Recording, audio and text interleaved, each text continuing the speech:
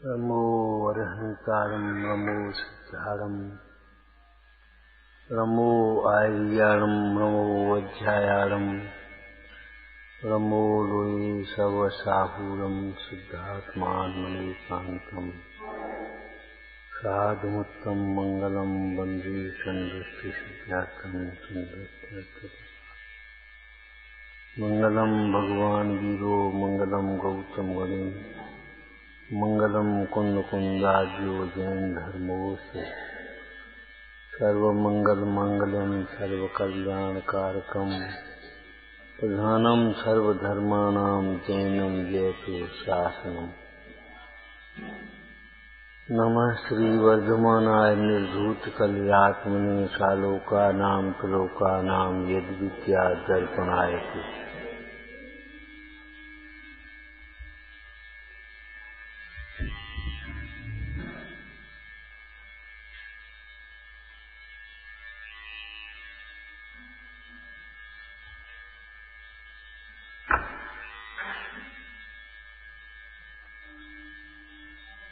एक मनोवैज्ञानिक बात है, जब हमें कोई बात अपने हित की लगती है तब हम उसका अनुसरण करने लगते हैं। तत्व ज्ञान के साथ में भी इस मनोवैज्ञानिक तथ्य को साथ में लेकर कहा गया, अहो इसमें तो मेरा ही प्रयोजन बात है।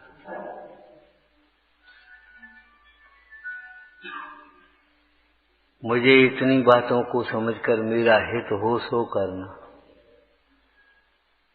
ये टोटरमल जी की बात है। पंडित सदाशिवदास जी संयम की चर्चा करते हुए पहला वाक्य लिख रहे हैं, संयम ही आत्मा का हित है। संयम ही आत्मा का हित है। इस श्लोक में संयम का धारक सभी लोगों द्वारा वंदनीय योग्य है, किसी भी पाप से लिप्त नहीं होता। इसकी इस लोक में और परलोक में अचिंत्य महिमा है। असंयमी जीव तो प्राणों का घात करके, विषयों में अनुराग करके अशुभ कर्मों का बंध करता हुआ दुख भोगता है।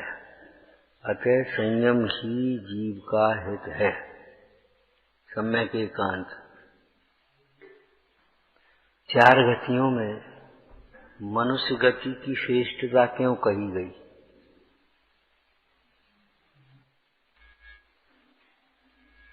इन तीन गतियों में संयम नहीं हो सकता। उसके लायक उनके परिणाम भी नहीं होते, उसके लायक उनका वातावरण भी नहीं हो। ध्यान रखना, तीन गतियों में संयम नहीं हो सकता। यह सकल संयम की अपेक्षा चर्चा की गई।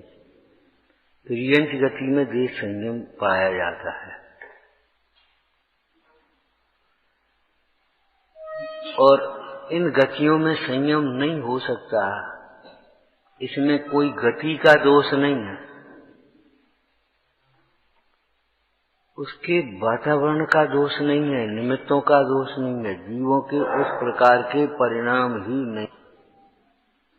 पंचम काल से मोक्ष नहीं होता, तो ये पंचम काल रोक लेता है। पंचम काल बाधक है। पंचम काल में उत्पन्न होने वाले जीवों के परिणाम ही उस प्रकार के नहीं होते। बस इतनी सी बात है। पर द्रव्य निमित्त मात्र होता है, पर द्रव्य का दोष नहीं होता। अज्ञानी पर द्रव्य का दोष देखता है, लेकिन जब अपने अज्ञान से दुखी हो तो पर द्रव्य निमित्त मात्र है। चाहे कर्म का उदय हो और चाहे नो कर्म का संयोग हो, दोष स्वयं का है। अगर दूसरे का दोष हो तो दूसरा दुखी होगा, हम क्यों दुखी होंगे?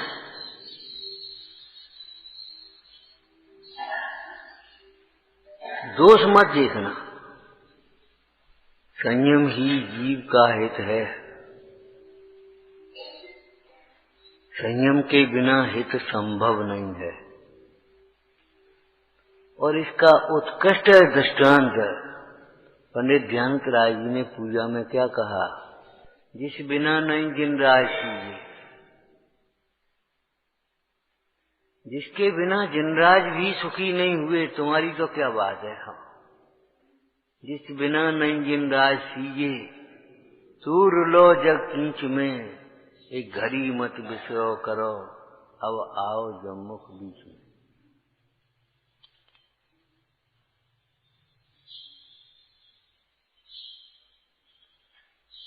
दूसरी ओर से हम इसको कहें तो संयम जी से जीव का हित ही है। संयम से अहित नहीं है। अहित तो कसायों से है, अहित तो अज्ञान से है, अहित तो अपना मोह से है। संयम से अहित नहीं। कोई संयमी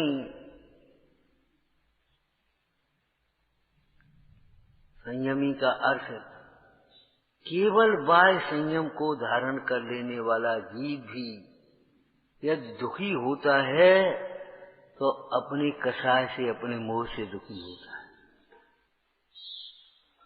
घर छूट जाने पर भी घर की ममता नहीं छूटती, इसलिए दुखी है। देह की ममता नहीं छूटती, इसलिए दुखी है। परिग्रह की ममता नहीं छूटती, इसलिए दुखी है। सम्मान नहीं मिलता, ये दुख का कारण नहीं है। सम्मान चाहते हैं, ये दुख का कारण।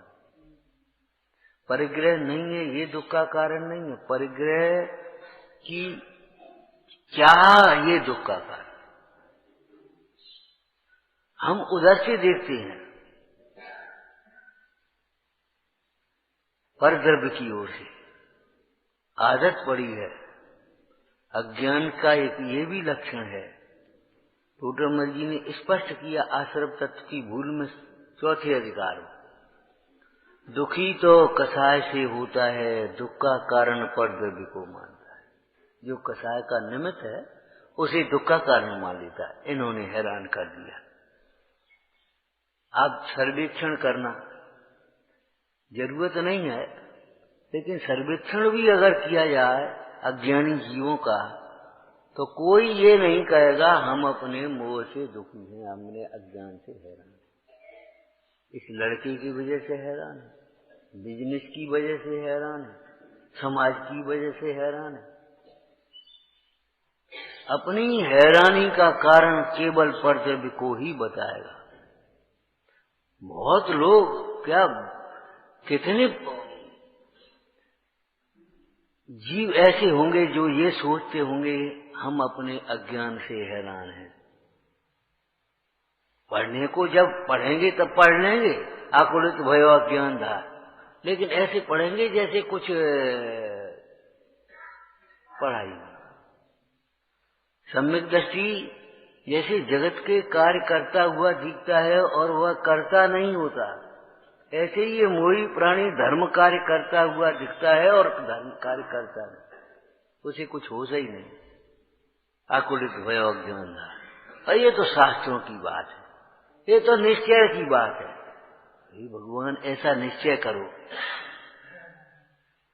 और ऐसा निश्चय करके अपने अज्ञान को, अपनी कसायों को जीतने का उपाय करो।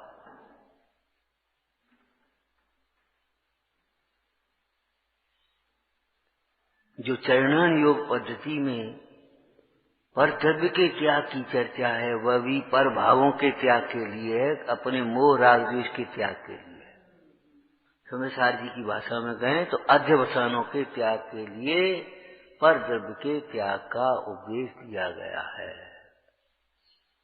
आपस में लड़े, अच्छा दूर बैठ जाओ। दूर बैठ जाना ये कोई उपाय नहीं है, दूर देखना ये उपाय है। कुछ समझ में आई? दूर बैठ जाना ये कोई उपाय नहीं। अब वो यहां बैठ जाएगा और ऐसे देखेगा, अबे ऐसे क्यों देख रहा है?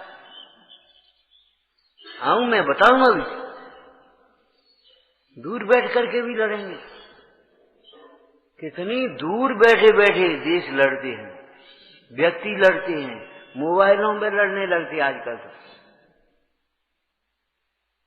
बताएं हम आकर के वही। दूर बैठना कोई उपाय नहीं है, दूर देखना उपाय है। दूर देखने का मतलब है भिन्न देखना। और जो भिन्न है वह अपराधी नहीं हो सकता। जो भिन्न है, जो वहां है ही नहीं, कहां? जहां दुख है, वहां यश की सत्ता ही नहीं है, वो अपराधी कैसे हो सकता?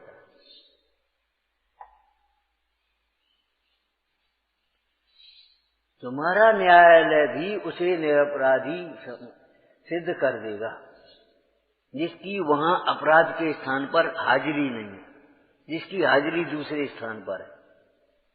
हम साहब वहां थे ही नहीं, हम तो वहां थे। अच्छा, ठीक। ये दोषारोपण मिथ्या है। तो यहाँ जैन शासन में यही तो बात कही गई। हम अपने प्रदेशों में थे, तुम्हारे प्रदेशों में घुसे ही नहीं थे, हमारी सत्ता ही नहीं है वहां। जहां दुख है वहां पर द्रव्यों की सत्ता है। पर द्रव्यों में अत्यंता भाव है या नहीं? त्रिकाल है कि थोड़े समय के लिए? किसी क्षेत्र में है कि सब क्षेत्रों में? जब पर द्रव्यों का स्वद्रव्य में अत्यंता भाव है तो ये विचार करो उस दुख का कारण पर द्रव्य कैसे हो सकता है। और जिस प्रकार आगम शैली से पर द्रव्यों का दुख के प्रसंग में, दुख के परिणाम में अत्यंता भाव है, अध्यात्म शैली में दुख का आत्मा में अत्यंता भाव। आपने पढ़ा है, सोचा है कभी? आत्मा में दुख नहीं है, दुख का कारण नहीं है। आश्रय दुख रूप है, दुख के कारण है। आत्मा में दुख नहीं है, दुख का कारण नहीं है। दुख तो तब हो जब कोई कारण हो। दुख के कारण के मोह राग द्वेष, और आत्मा में मोह राग द्वेष का अभाव है। जब मोह राग द्वेष का अभाव है तो आत्मा दुखी कैसे हो सकता है? एक बिल्कुल निश्चय कर लेना चाहिए, आत्मा दुखी नहीं होता। जो दुखी होता है वह आत्मा नहीं है। तो क्या पुद्गल दुखी होता है? कि ये क्यों पूछते हो, बाहर क्यों जाते हो?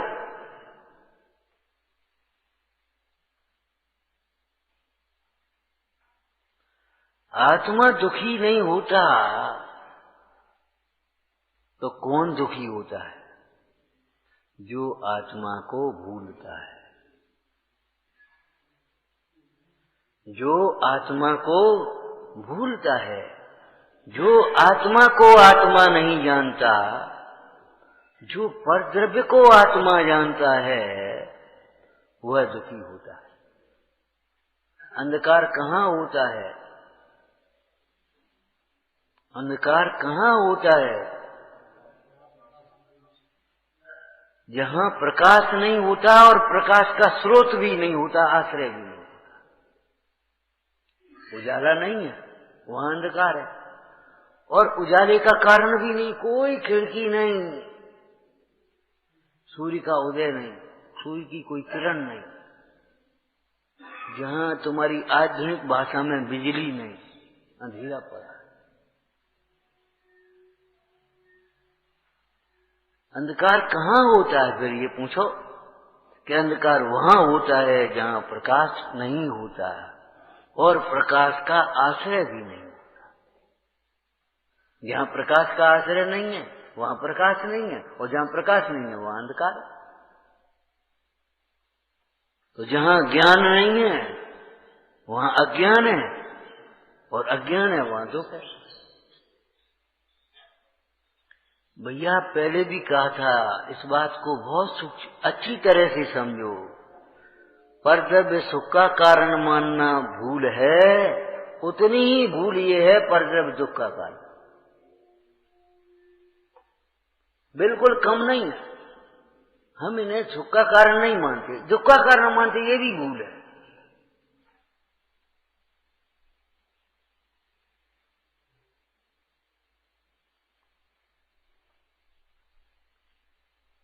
सैद्धांतिक रूप से भी देखें तो राग दुख का कारण है, सुख का कारण। आप कहोगे दुख का कारण। जो राग दुख का कारण है तो राग का जो निमित्त है वह सुख का कारण कैसे होगा? उसे उपचार से दुख का कारण कहा तो जा सकता है, लेकिन उसे ही दुख का कारण नहीं माना जा सकता।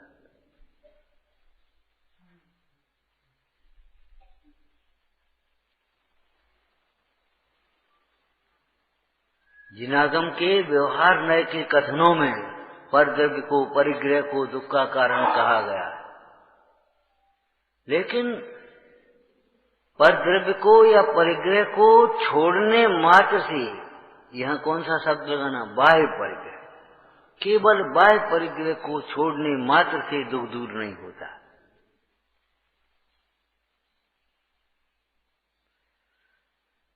जैसे कपड़े बदलने से वेदना दूर नहीं होती, ऐसे ही आपके क्षेत्र बदलने से, शरीर बदलने से, संयोग बदलने से वेदना दूर नहीं होती।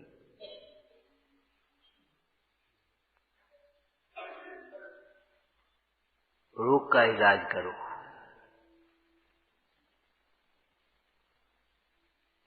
इस भवरोग के कारण को समझो भैया, तुम्हारा मोह ही तुम्हारे दुख का कारण है। जिस संयम धर्म की चर्चा चल रही है,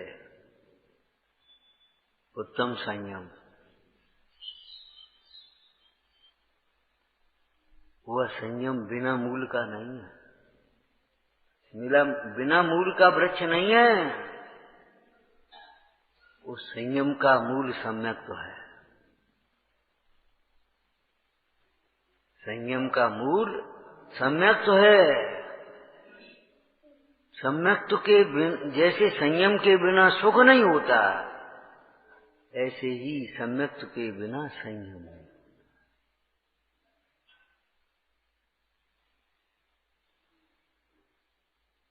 संयमी जैसा वेश बना लेना, संयमी जैसी क्रिया कर लेना और संयमी होना दोनों अलग अलग बात।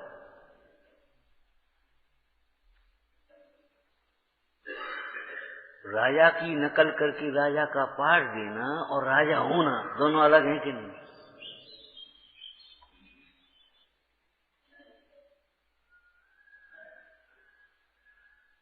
जो लड़का शिवपाल का पाठ देगा वह कुष्ठ का भी पाठ बनाएगा कि नहीं बनाएगा? कुष्ठ होना और कुष्ठ का स्वयं होना दोनों अलग अलग हैं कि नहीं?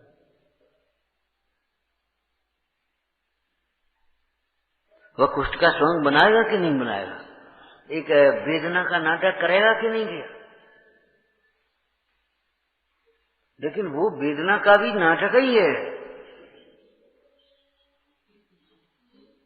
वेदना का कारण नहीं है तो वेदना भी नहीं है।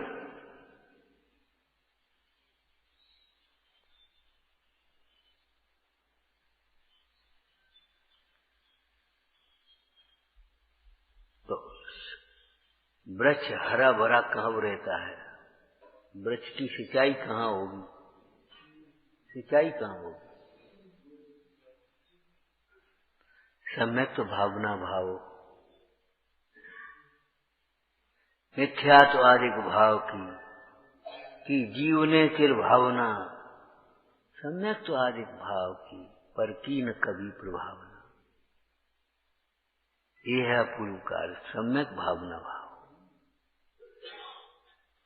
अब विचारना, संयम का मूल जब सम्यक्त्व है तो सम्यक्त्व की व्याख्या करने में यहां विचार करो। संयम उस जीव को हो सकता है जो जीव अपने को आत्मा समझता है। जो जीव अपने को शरीर समझता है उसको कभी संयम नहीं हो सकता। प्रवचन सार जी में आचार्य देव ने कहा, कुंद कुंद स्वामी ने, जो देह को अपना मानता है, धन आदि को अपना मानता है, वह उन्मार्ग का आश्रय करता है। उन्मार्ग, विपरीत मार्ग का। सम्यक्त्व के बिना जब संयम नहीं होता तो सम्यक्त्व का अर्थ यहाँ लगाओ तो पता पड़े आपको। देह को अपने मानने वाले को कभी संयम नहीं होता।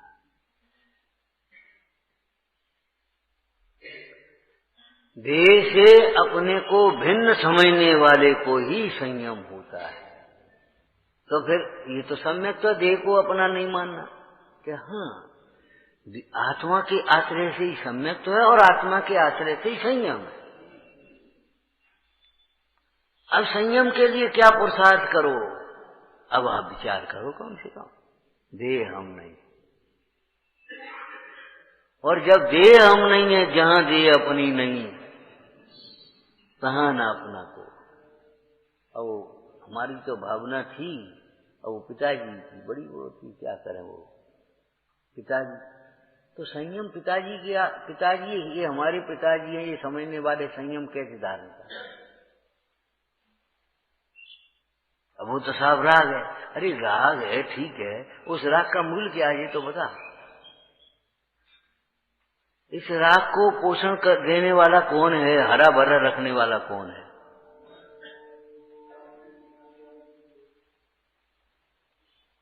फिर माता जी बहुत दुखी होने लगी, बोले अभी नहीं, फिर हम क्या करें बता। अरे ये सोचो, ये माता पिता शरीर के हैं, हमारे नहीं हैं। प्रवचन सार जी में शरणान योग चूलिका में ये पहली गाथा में चर्चा है। बंधु वर्ग से विदा मांग का। विदा मांग का मतलब ये नहीं भैया हम जा रहे, इतना विदा का अर्थ नहीं है। टीका में पढ़ो तब मालूम पड़े आपको। हे शरीर के माता पिता, विदा मांगने का अर्थ ये है, ये शरीर के माता पिता हैं, ये हमारे माता पिता नहीं। तो क्या करें? गुरु महाराज कह रहे आ जाओ, और जी कह रहे अरे अब नहीं। अब कौन की माने? कौन की माने? अरे कौन की माने? जिसमें अपना हित हो।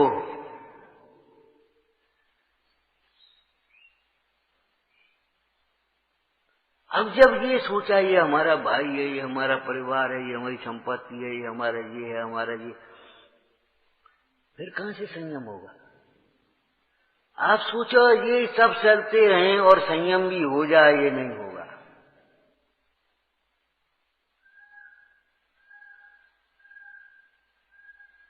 इसी सम्यक्त्व की चर्चा में आगे बढ़ो आप। ये हम नहीं है, हो गया ना? दूसरा बिंदु बोलो, ये सुख नहीं है जिस सुख को हम सुख माने। भव बंध कारक सुख प्रहारक। इंद्रिय सुख सुख नहीं है, ये सुख का घात करने वाला है, घातक है। तो जो जीव इंद्रिय सुख को सुख मानेगा वह संयम धारण करने में समर्थ नहीं होगा।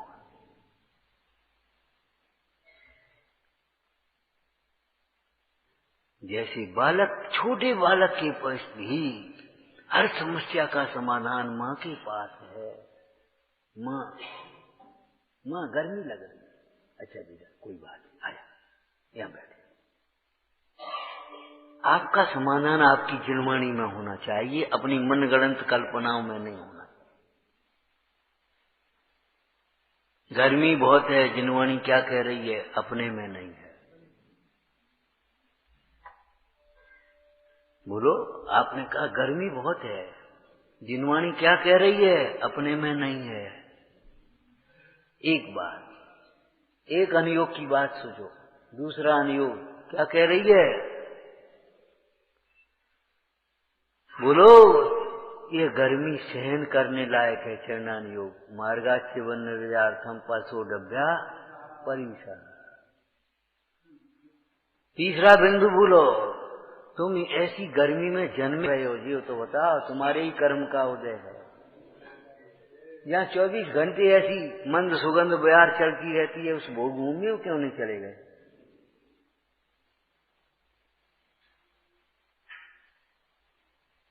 अब यहाँ हम जन्मे, मजबूरी है तो स्वाध्याय जरूरी है। मजबूरी कह करके अपनी इच्छाओं की पूर्ति में मत लगे रहो। गर्मी बहुत है, द्रव्यान योग क्या कह रहा है? गर्मी मेरे में नहीं है। चिंतन बदलो, शुद्ध लय के पक्ष में आओ। ये गर्मी मेरे में नहीं है।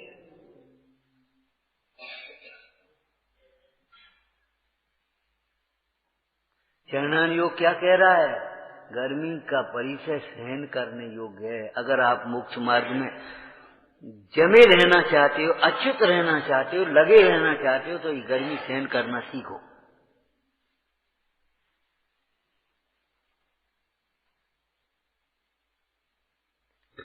भाई कसायों की गर्मी से ज्यादा गर्मी नहीं है। ये ध्यान रखो, ये गर्मी दुख का कारण नहीं है, कसाय दुख का कारण है। वर्तमान योग क्या कह रहा है? महापुरुषों को देखो कैसी गर्मी में कहां बैठे थे।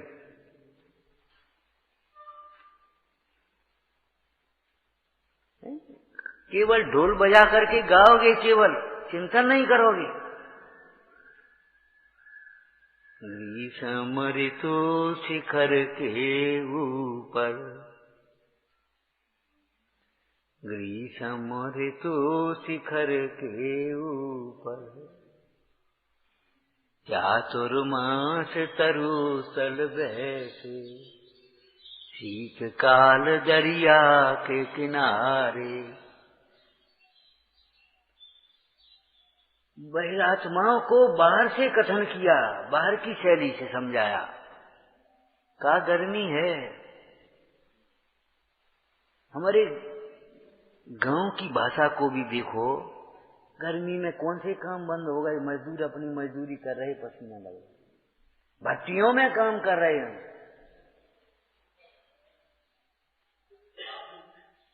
अब वे मजबूरी में कर रहे हैं, अंतर ये है, तुम इसे जरूरी समझ करके करो। गर्मी में कौन ने अपने कौन से काम छोड़ दिए ये बताओ। गर्मी में व्यापारी व्यापार कर रहे हैं, अधिकारी अपने दौरा कर रहे हैं। ऑफिस का दृष्टांत हमने नहीं दिया, ऑफिस में भैया एसी लगे बैठे हो, कोई बात नहीं, लेकिन दौरा जब कर रहे था, भूख प्यास,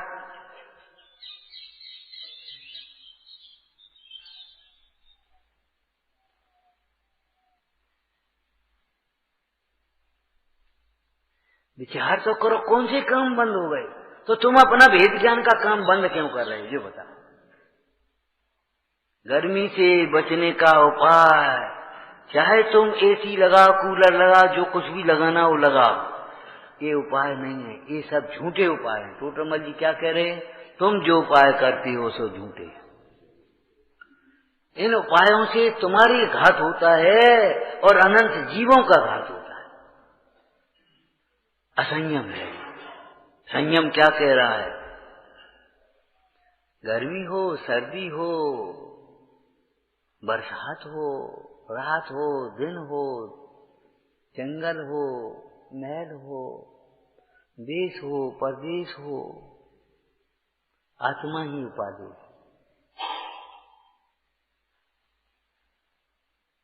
उस गर्मी में क्या कर रहे हैं बोलो? गर्मी में क्या करते हैं वे? एक अपने आत्मा का ध्यान कर रहे। सर्दी में क्या कर रहे? एक आत्मा का ध्यान। बरसात में क्या कर रहे? एक आत्मा का ध्यान। आत्मा का ध्यान संयम है। और तुम गर्मी है, मर गए, आप ध्यान कर रहे। भैया पर के आश्रय की से परिणाम बिगड़ेंगे ही बिगड़ेंगे, नियम से नहीं चाहोगे तो भी स्वाश्रय से परिणाम सुधरेंगे। हम ये नहीं कह रहे गर्मी नहीं है, हम ये कह रहे गर्मी मेरे में नहीं है, गर्मी मेरे दुख का कारण नहीं है। उस गर्मी में जिसकी गर्म अवस्था हो रही है, उस शरीर में जो हमारा ममत्व है वह दुख का कारण। अरे ये तो संयम की बात है। आपका स्वास्थ्य विज्ञान भी कह रहा है स्वाभाविक गर्मी सर्दी बरसात को सहन करना सीखो। अगर आप गर्मी सर्दी बरसात सहन नहीं करना सीखोगे तो कहीं नहीं रह पाओगे। बीमार होगे, परेशान होगे, प्रतिरोधक क्षमता घटेगी आपकी। ये तो आपने देखा है, रखी रखी मशीन जाम हो जाती, अगर वो चलती रहे तो मशीन कैसी रहती है। कोई भी मशीन हो और रख दो ला करके यहाँ 3-4 महीने 6 महीने मत देखो, रखी रखी जाम हो जाएगी, उसमें तेल फेल डाल करके फिर चलाना पड़ेगा।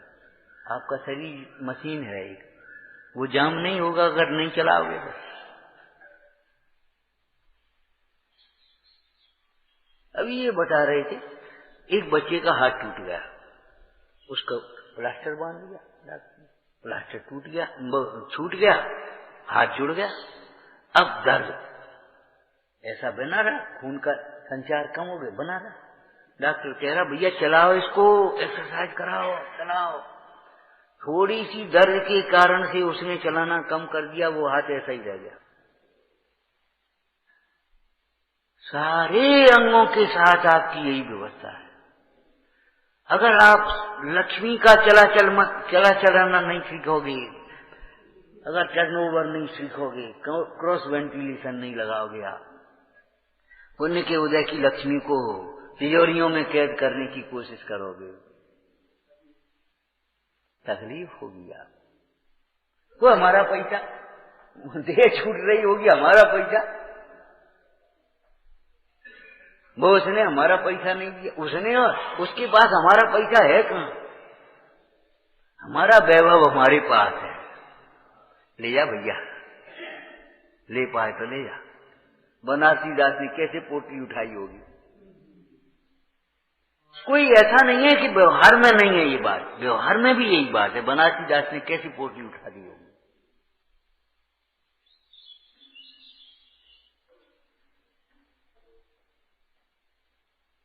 इधर देह छूट रही होगी, आत्मज्ञान के बिना क्या हो रहा होगा। हमारा पैसा कहाँ है, वो बहू कहाँ है, वो बच्चा कहाँ है, वो नाती को बुला दो और फलाना कर दो, डॉक्टर को बुलाओ, तुम यहाँ क्या कर रहे हो, पड़े पड़े दुकान खोलो, फलाना करो। ये भगवान आत्म और ध्यान में चले आओ। जो जिसके संयोग में सुख मानता है, उसके वियोग में उसे दुख उसी अनुपात में भाषित होता है। नियम है ये बात। जिसके संयोग में जो सुख मानता है, उसके वियोग में उसको उसी अनुपात में दुख होता है।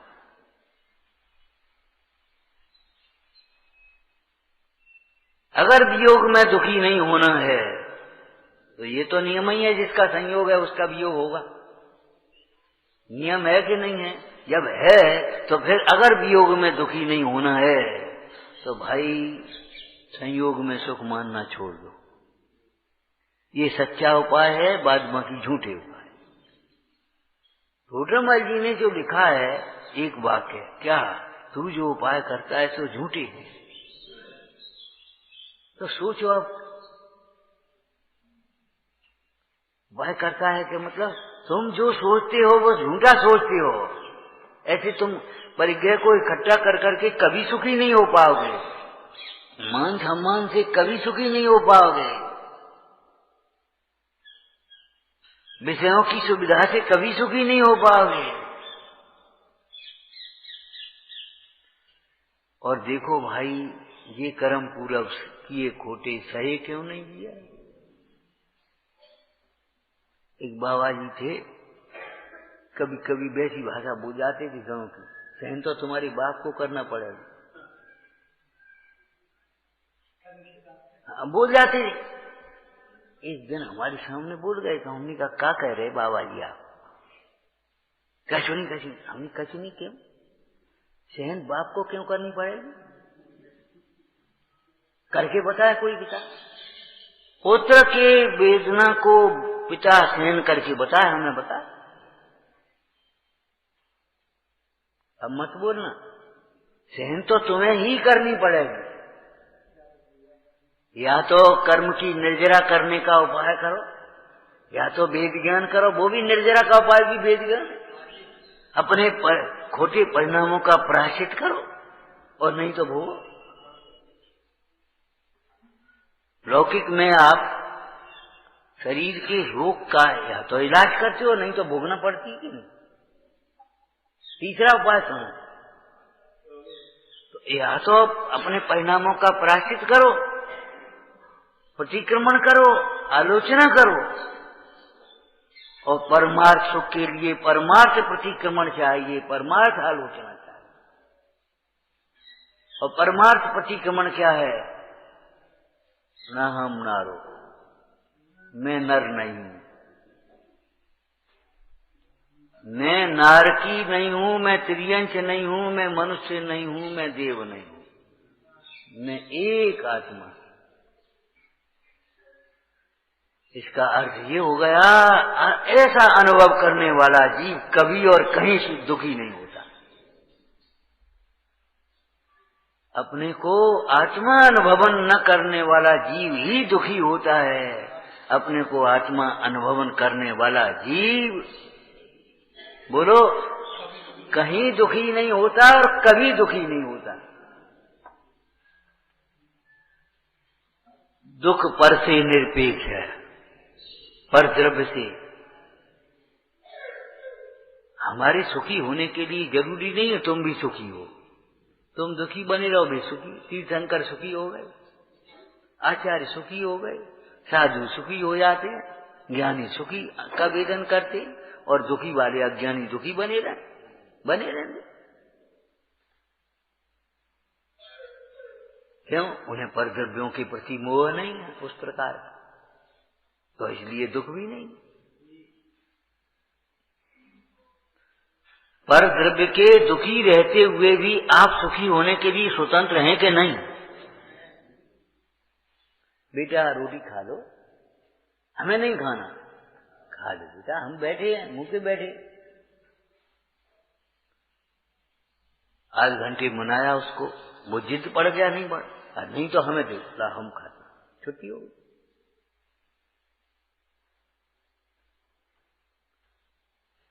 बच्चा भूखा बैठा रहे, आप भोजन करने के लिए स्वतंत्र हैं कि नहीं?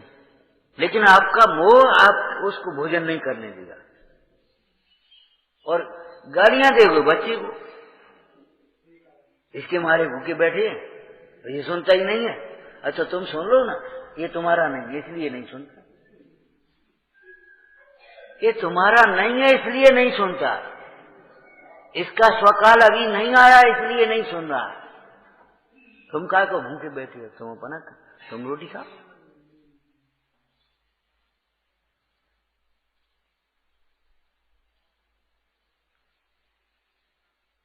दूसरे के अपराध का दंड स्वयं क्यों भोगते?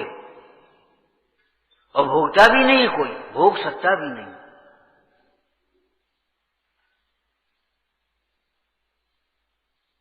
दूसरे के अपराध का दंड कोई दूसरा भोग नहीं सकता। दूसरे द्रव्य का कर्ता भी नहीं है और दूसरे द्रव्य का भोगता भी नहीं। नास्ति सर्वोप संबंध। अगर संयम चाहिए, सुख चाहिए तो संयम चाहिए, और संयम चाहिए तो सम्यक को सींचो। इस वेद ज्ञान की भावना को निरंतर भाव। जब तक ज्ञान में प्रतिष्ठित न हो जाए, पूर्ण संयम न हो जाए, तब तक इसको निरंतर भाती रहे। जैसे लौकिक में जब तक हम गंतव्य तक नहीं पहुंचते निरंतर चलते रहते हैं, थक जाते, थोड़ी देर बैठ जाते, फिर चलने लगते, फिर बैठ जाते, फिर चलने लगते। जो भी हो चलते चले जाते निरंतर।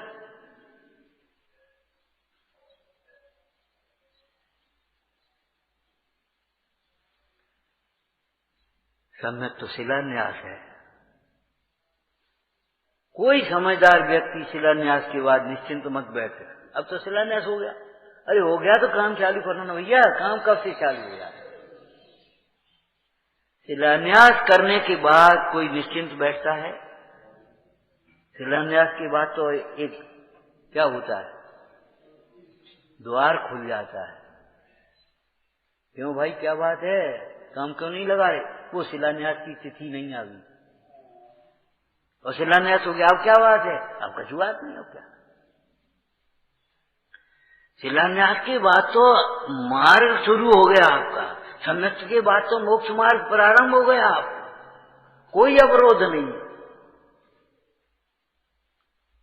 जिस आत्मा को सुख रूप समझा है, मुक्त स्वरूप समझा है, निकषाय समझा है,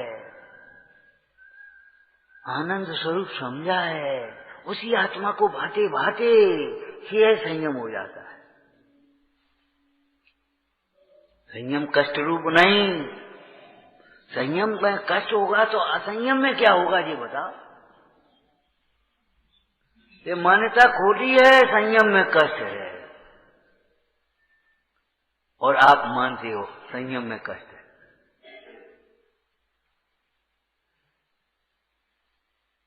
संयम में कष्ट मानोगे तो ये बताओ, आत्मेत हित विराग ज्ञान से लगे आपको क्या होगा? सम्यक कहां से आएगा? सात तत्व की भूल में से आ गई ये भूल।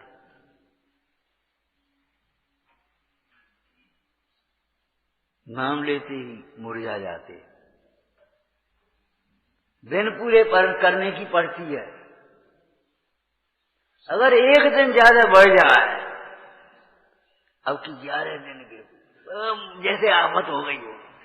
अब बहुत लोग पूछ रहे हैं, बहुत लोग सोच रहे हैं, तो रत्नत्रय कौन से दिन पूरा करना? पुनः 2 है, पुनः 2 है, तो 2 है तो 2 ही कर लो। अरे 2 कैसे कर? कई आनंद की बात है तो फिर क्यों उसमें कष्ट क्या है? लेकिन वो लगता कष्ट है और कर रहे हैं रूढ़ी से और अपने उसे, और कुछ नहीं कर रहे, कुछ नहीं कर रहे। क्या बात है? एक आसन एक दिन और कर दो, एक दिन और मत जाओ, ये कौन सी बड़ी बातें हैं? लेकिन नहीं, वो जरूरी है। जब तक वो दूसरे कार्य जरूरी दिखते हैं तब तक सम्यक होना। पूज्यपाद स्वामी कहते हैं, आत्मान भव से, आत्मज्ञान से उत्कृष्ट दूसरा कार्य न जाने। सबसे ज्यादा जरूरी आत्मानुभव है।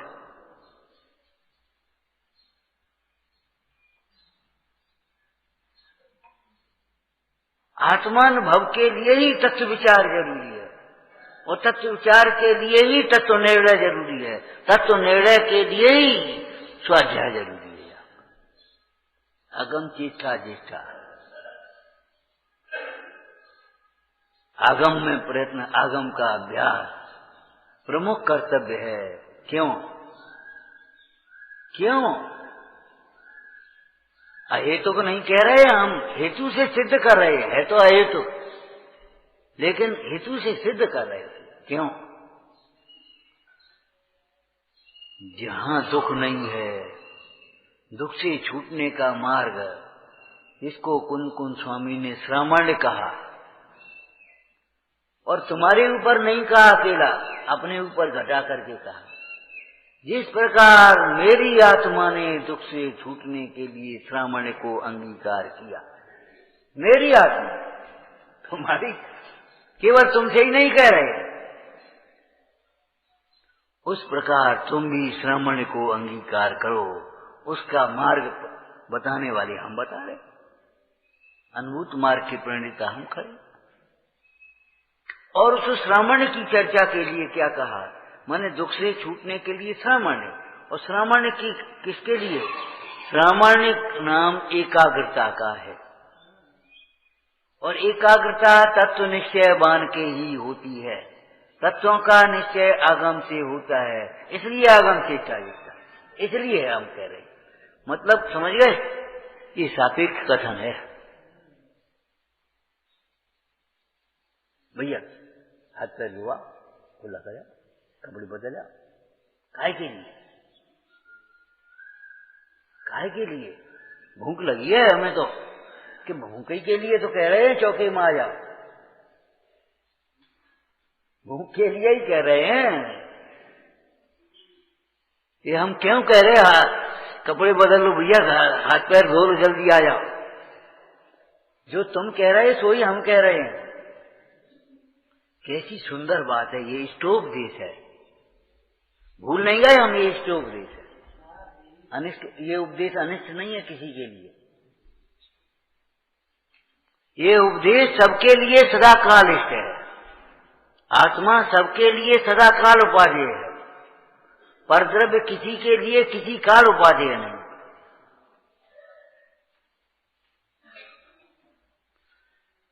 तुम्हें सुख चाहिए, हम भी दुख दूर करने का उपाय बता रहे, सुखी होने का उपाय बता रहे, इसलिए इष्ट उपदेश है। भाई तुम्हें क्या इष्ट है? सुख इष्ट है ना, तो सुखी होने का ही उपाय तो हम बता रहे हैं। आपने सुकुमार चरित्र पढ़ा होगा, पहले यहां सुनाया भी था थोड़ा सा।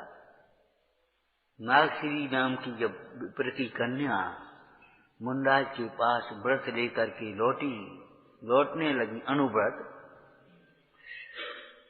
मुंडराज ने कहा बेटा तुम्हारा पिता इन व्रतों को छुड़ाएगा तो हमारे पास आकर के,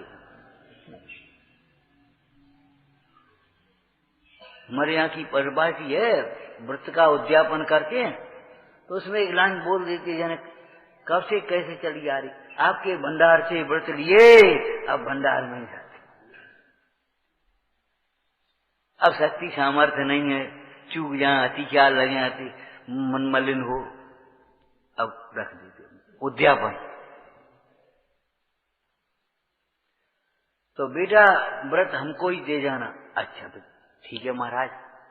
और घर जा करने से पहले ही सहेलियां पहुंच गई थी, उन्होंने कह दिया था आज तुम्हारी लड़की वो दिगंबर साधु के पास गई थी, उसे व्रत, उन्होंने व्रत भी कुछ दिए, शायद सुनने में कुछ आया।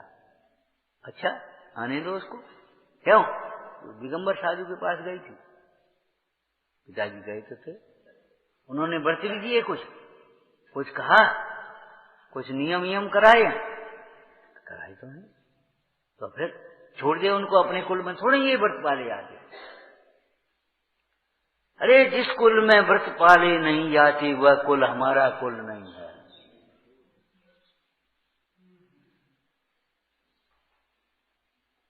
कुल परंपरा से धर्म नहीं होता, लोक में भी न्याय नहीं होता, तो मोक्ष मार्ग में कैसे होगा? कोई दृष्टांत मालूम है आपको? किसी के कुल में चोरी करते चले आए हो तो वो लड़का चोरी करे तो ये तो नहीं कहे हमारा कुल धर्म है, धर्म तो नहीं हो पाए। ये कुल शरीर के हैं, शरीर आश्रित हैं, आत्माश्रित नहीं है, तुम आत्मा हो। लड़की चलने लगी, पिताजी उन्होंने कहा था व्रत छोड़ना हो तो फिर हमारे पास आकर के छोड़ना, क्या हाँ चलो वहां छोड़ें कोई।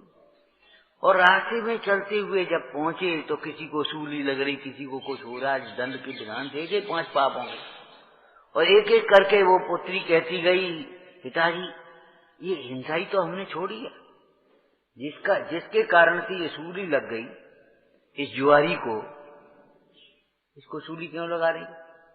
तो पूछना पड़ेगा। पूछा क्यों भाई सूली क्यों लगा रहे? ये जुआरी था, जुआ खेलते खेलते हार गया, उसने सामने पैसा मांगा तो गुस्सा में आकर के उसको मार दिया। तो पिताजी गुस्सा में आकर के मार दिया, उससे सूली लगती है।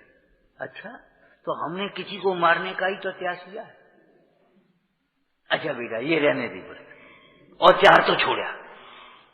ऐसे ही उस कथा में तो कथाएं होती हैं, उसी प्रकार के प्रसंग बताते रहे। इसकी चोरियां क्यों चुबा रही हैं, उसको लटका क्यों दिया गया कि ये झूठ बोला था, इसने चोरी करी थी, इसने कुशील किया था, इसने चलो ठीक है तेरी सारी व्रत सही है।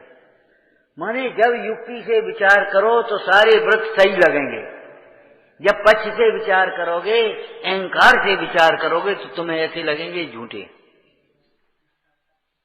ये फालतू। लेकिन सारे व्रत सही हैं। लेकिन चल उनको कहता रहा है कि कम से कम बिना पूछे मेरी लड़की को व्रत काय को दिए, चलो पिताजी भली होना है जो तुम्हारा भाव हुआ गुरु के पास चलें।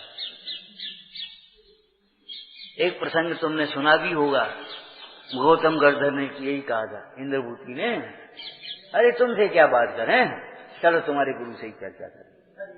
बड़ी होनहार है जिसका गुरु के पास जान करके अहंकार से भी गुरु के पास चला है। जो विनय से गुरु के पास जाए उसकी बात तो क्या कहें, लेकिन अहंकार से भी गुरु के पास चलो, गुरु के पास चलते एक दफे आ तो जाए। गुरु का स्वरूप ही यही है, उनके दर्शन मात्र से पवित्रता आती है, परिणामों में निर्मलता आती है, वेद ज्ञान की लगन लगती है। अरे संयम क्या कहें, अमृत है, अमृत है। संयमी जीव का मरण नहीं होता। क्या कहा, देह छूटती है मरण नहीं होता, असंयमी जीव का कुमरण होता है, मरण भी नहीं हो पाता, जिसको बाल मरण कहा। असंयमी जीव का, अज्ञानी जीव का कुमरण होता है। संयमी जीव का मरण नहीं होता, देह छूटती है, जिसको समाधि मरण और पंडित मरण और निर्वाण कहा गया अलग अलग भूमिकाओं में।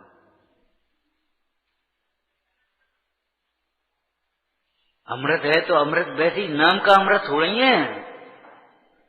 देवों के कंठ में जो अमृत झरता है वो तो नाम का अमृत है, देव मरते हैं, लेकिन ये तो वास्तव में अमृत है। धर्मामृत परमामृत नाम सुने हैं आपने, यह परमामृत जन्म जरामृत। तो ये भेद ज्ञान हमें अमृत की ओर ले जाता है, जन्म मरण के चक्र से छुड़ाता है, इसलिए वास्तविक अमृत है। लेकिन संयम रूपी वृक्ष की रक्षा के लिए सम्यक रूपी मूल को सींचना होगा। उस मूल के बिना तो संयम की कल्पना भी मिथ्या है, कैसे करोगे? उसके दो बिंदु आपको बताए। देह को अपना मानने वाले को कभी संयम नहीं होता। तुम्हारे संयम में बाधक कौन है? देह की ममता। तुम्हारे संयम में बाधक क्या है? दूसरा नंबर बोलो भाई, जो अभी बोल चुके हैं, इंद्रिय सुख की वासना।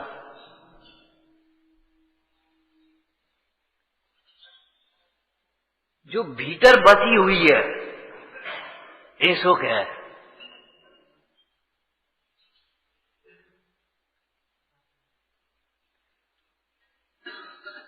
इस वासना को निकालो, करोड़ो करोड़ करोड़ करके निकाल लो। मिथ्यात्व बैरी का अंश भी बुरा है। बैरी तो बुराई हो है, अंश भी बुरा है।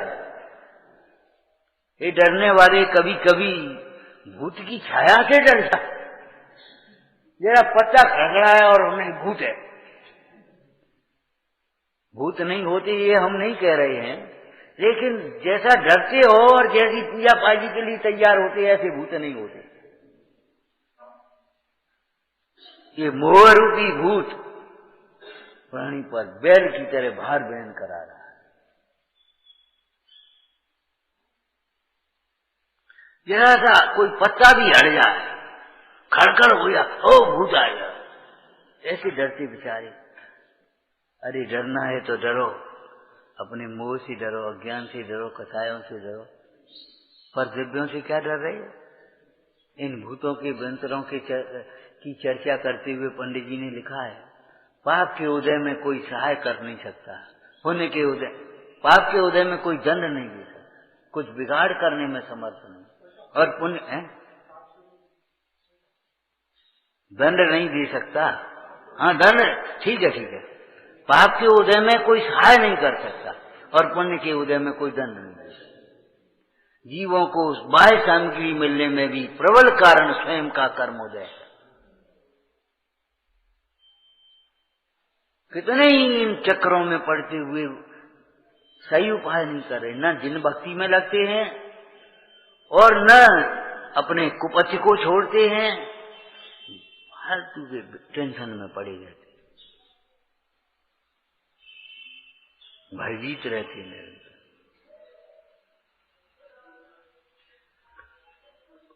विचार करो, इंद्रिय सुख की वासना वह तुम्हें संयम की ओर नहीं बढ़ने देती, फिर ठंड लगेगी। शायद 12 मासा रचनाओं के साथ में यही मनोविज्ञान रहा होगा लेखकों का, कवियों का।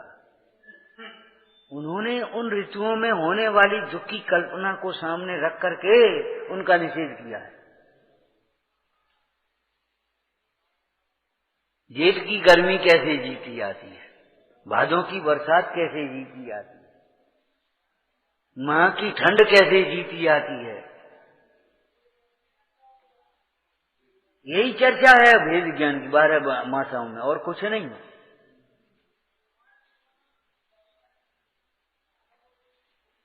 तो संयम में बाधक दूसरा कारण क्या है? इंद्रिय सुख की वासना, पर द्रव्य में सुख दुख की कल्पनाएं बाधक, वहां तो बहुत कष्ट है। एक बहुत लोग बेचारे जो बहिरात्मा बाहर स्थूल रूप से हैं, वे भी देख कर वो तुम्हारे मन में बड़ी ऐसी ठंड में क्या करते होंगे, ऐसी गर्मी में क्या करते होंगे, ये एक टाइम कैसे खा करके रह जाते हैं, और कभी कभी अंतराय हो जाता, भूखे कैसे रहते हैं। अरे तुम्हें मालूम नहीं है, वे भूखे कभी नहीं रहते, सदा तृप्त रहते। वे योगीश्वर अपने स्वरूप में, अपने स्वरूप के आनंद से सदा तृप्त हैं, अपने वैभव में सदा संतुष्ट हैं। उस विरक्ति के आनंद को रक्त जीव, रागी जीव क्या जाने।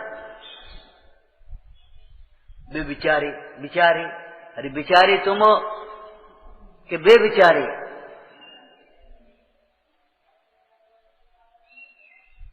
ये तुम्हारे द्वारा जो सोचे गए और किए जाने वाले, उलझाने वाले जो कृत्रिम उपाय हैं, सबरे झूठे हैं, सुखी होने के एक भी उपाय नहीं। इस संयम की चर्चा आगम में 2 प्रकार से की गई। द्रव्य संग्रह में 5 पापों के त्याग को संयम कहा, 5 पापों के त्याग को संयम कहा। और आपको मालूम होना चाहिए, पुरुषार्थ सिद्धि पाए में 5 पापों को हिंसा में अंतर्गर्भित किया है। तो कहीं कहीं अहिंसा की प्रधानता से और विषयों की प्रधानता से संयम की चर्चा की गई, और प्राय ऐसी की गई। क्या षटकाय के जीवों की हिंसा का त्याग और 5 इंद्रिय और मन के विषयों का त्याग, उसको संयम कहा। अविरति के बारे वेद और व्रत, अविरति के त्याग से संयम की चर्चा 12 प्रकार से की गई, और वहां 5 पापों की व्याख्या करते हुए संयम के त्याग की बात। यहां पंडित सदा सुखदास जी ने, हमने आपको कहा था, इन 10 धर्मों की चर्चा भावना अधिकार में कही, और भावना अधिकार में की है सो आगे पीछे दोहराना, बैल ये पुनरावृत्ति, ये सब हो जाती है। बार बार कहते हो ये चलो चलो, अपन भी कहने लगते, एक ही दफे कह दो ना, लेकिन नहीं, वो चलना ही पड़ेगा आपको। भावना बार बार बुलवाती है कि नहीं, बोलो आप। तो इन भावना अधिकार में 10 धर्म की चर्चा में बार बार उसी को कह रहे, बेर बेर उसी को कह रहे।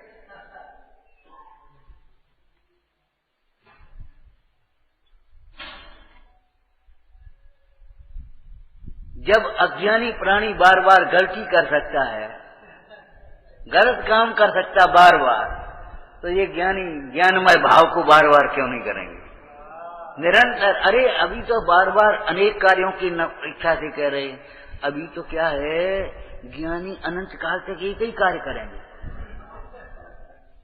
आत्मान भाव, आत्मान भाव, आत्मान भाव। न थकान है, न कोई विकल्प है, न कोई संसार है, न कोई बंधन है, कुछ नहीं, बार बार एक ही। संत कवि कहते हैं बार बार भगवान के गुणों की चर्चा हम कर रहे हैं, वही नाम बेर बेर आ जाते जरा सी अदल बदल करके, नहीं पुनरुक्त भनन। पुनरुक्ति नाम का दोष नहीं है, ये तो पुनरुक्ति नाम का अलंकार है। अब बार बार आ जाते हो, कोई आपसे कहे, हमसे कहे, बार बार आ जाते हो, अरे ये हमारा दोष नहीं है, हमारा गुण है। अब रोज रोज दर्शन करते हो, ये गुण नहीं, ये दोष नहीं है, ये गुण है। क्यों भाई? रोज रोज स्वाध्याय करते हो, बार बार स्वाध्याय करते हो, अब रोज चरण छूते हुए क्या करते हो? तो क्या करते हैं? रोज रोज करने लायक है उत्तम कार्य, सत्कर्माण दिने दिने हैं, और निज कर्माण क्षणे क्षणे।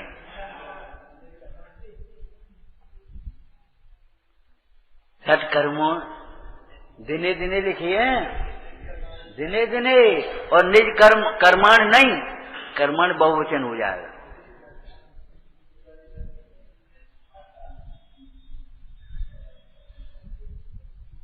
अपना ये भेद ज्ञान सदा करने लायक है, आत्मानुभव सदा करने लायक।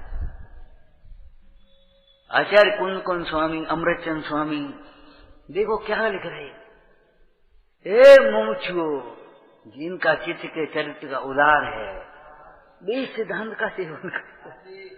मैं तो एक शोध चिन्मात्र ज्योति ही, अरे ज्योति ही सदा ही हूं।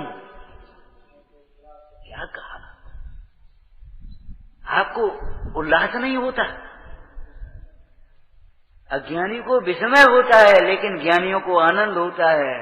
अज्ञानियों को तो थकान लगी है, तो भैया होगा पूरा कि नहीं? ये अज्ञान का लक्षण है, ये भीतर की वासनाओं का लक्षण है। बाहर में कभी तो प्रकाश होगा, कभी अंधेरा होगा, कभी हवा चलेगी, कभी गर्मी होगी, कभी पानी बरसा, ये तो सब चलते ही रहेंगे। जब ये सब चलते रहते हैं, प्रकृति अपने क्रम को नहीं छोड़ रही, तुम अपने कार्य को क्यों छोड़ते हो?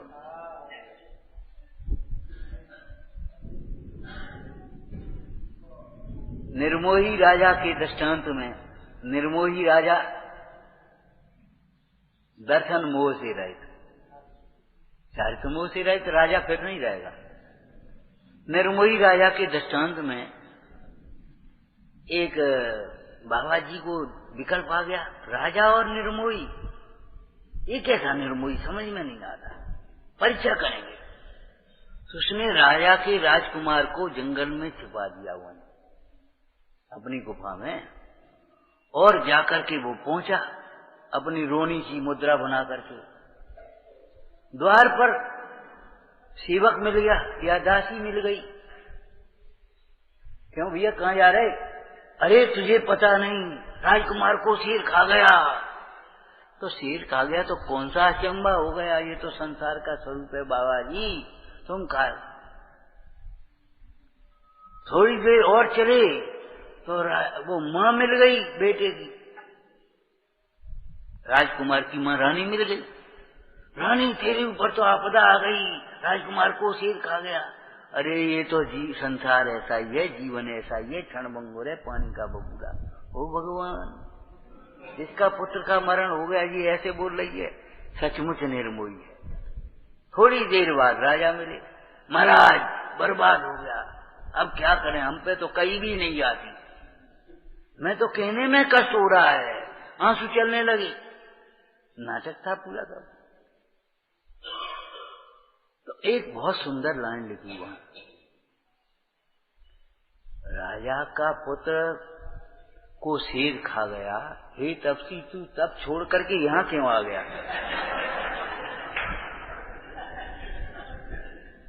माने उस पुत्र को शेर खा गया, उसका परिणमन वहां हुआ। अब तू यहाँ क्यों चला आया? हम सूचना देने आए थे। सूचना दे रहे हो, अच्छी सूचना सुनाओ कि ये पुत्र तुम्हारा नहीं है। इस वेश को क्यों ले जा रहे भाई? तपसी तब क्यों छाणिया, यहाँ कछु नहीं शोक। अरे तपसी, तू क्यों तपसी का स्वांग बना रहा है? क्यों तप को छोड़ रहा है? किसके लिए छोड़ रहा है?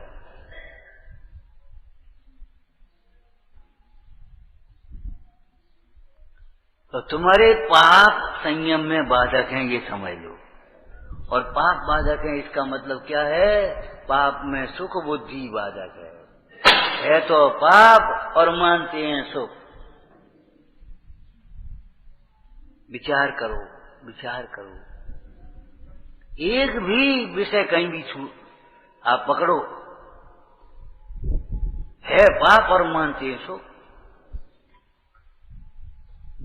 आनंद आ गया, भोजन में बढ़िया मौसम हो गया, आनंद आ गया। अब बता, आनंद आ गया, आनंद। ये रौद्र ध्यान है कि नहीं है? और रौद्र ध्यान पाप है कि पुण्य है कि धर्म है? अर्थ रौद्र ध्यान ये पाप है कि नहीं है? और ये पाप संयम में बाधक हैं। पांचों पापों के त्याग को यहाँ संयम कहा गया। और सदा सुखदास जी तो अपनी भावनाओं में बह गए, बहते बहते समुद्र में नहीं चले गए, घबराना नहीं। अरे बहते बहते अपने भीतर चले गए और संयम की चर्चा करते करते महाव्रतों की चर्चा करने लगे, समितियों की चर्चा करने लगे, गुप्तियों की चर्चा करने वाली। मतलब क्या है? महाव्रतियों को, जिनको संयम उनको हुए है, जिनको महाव्रत हुए हैं, जिनको 5 समितियां हुए हैं, 3 गुप्तियां हुए हैं, उनको संयम होता है।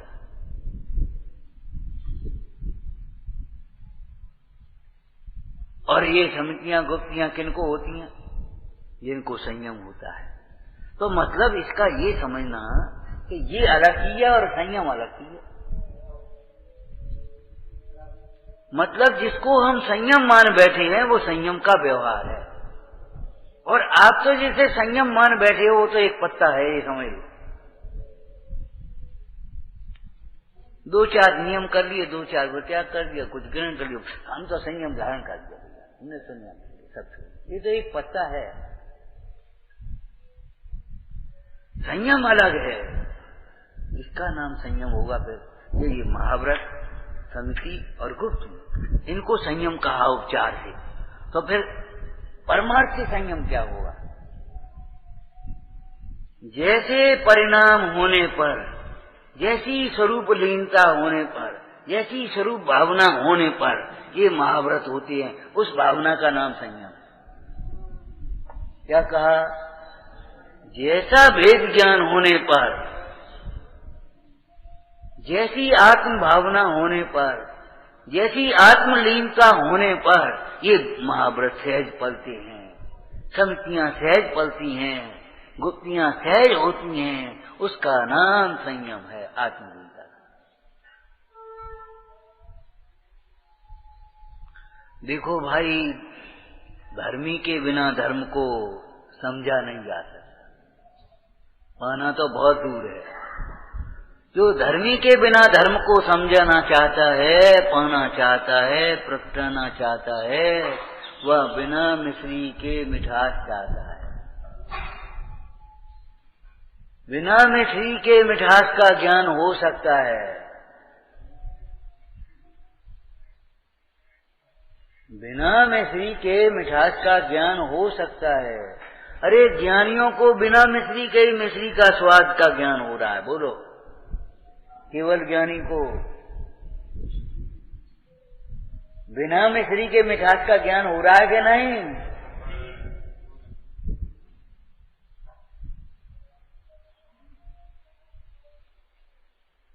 लेकिन बिना धर्मी के धर्म नहीं हो सकता, न धर्मो धार्मिक के बिना।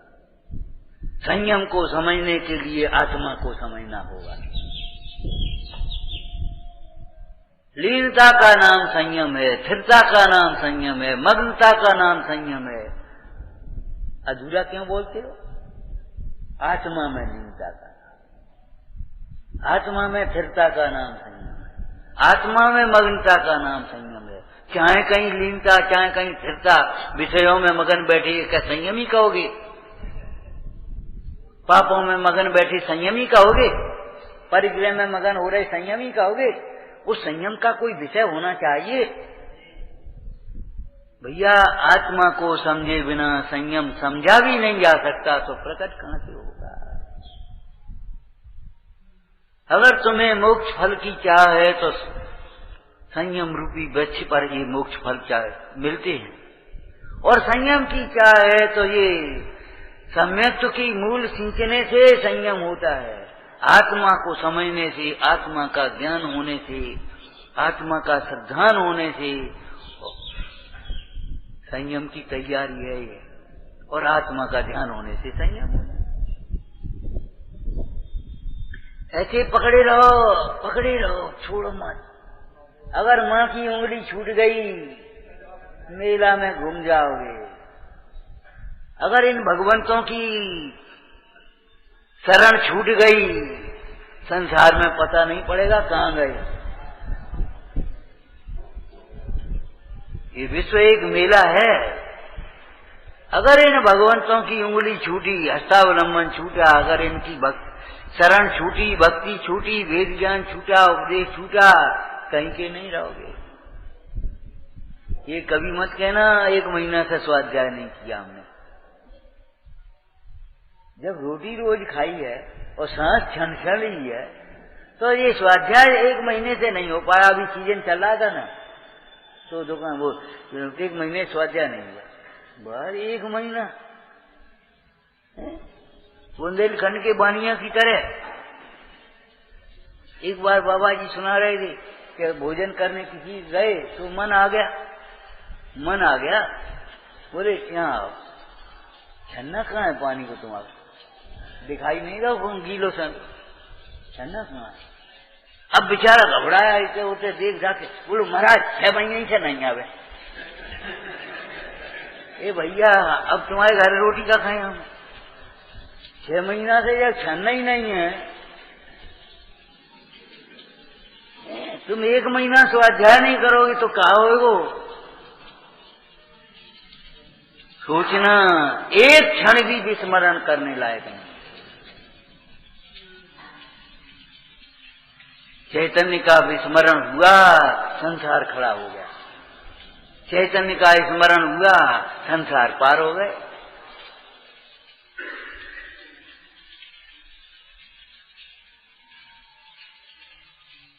गाते हो भजन केवल, उसका चिंतन किया करो। जिसकी चर्चा ही सुंदर है, वो संयम कैसा सुंदर होगा।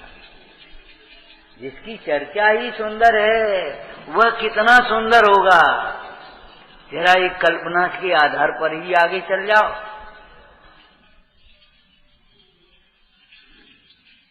अरे विश्व का सुंदरतम तत्व है, एकत्व निश्चय गत्थमय सर्वत्र सुंदर लोक में।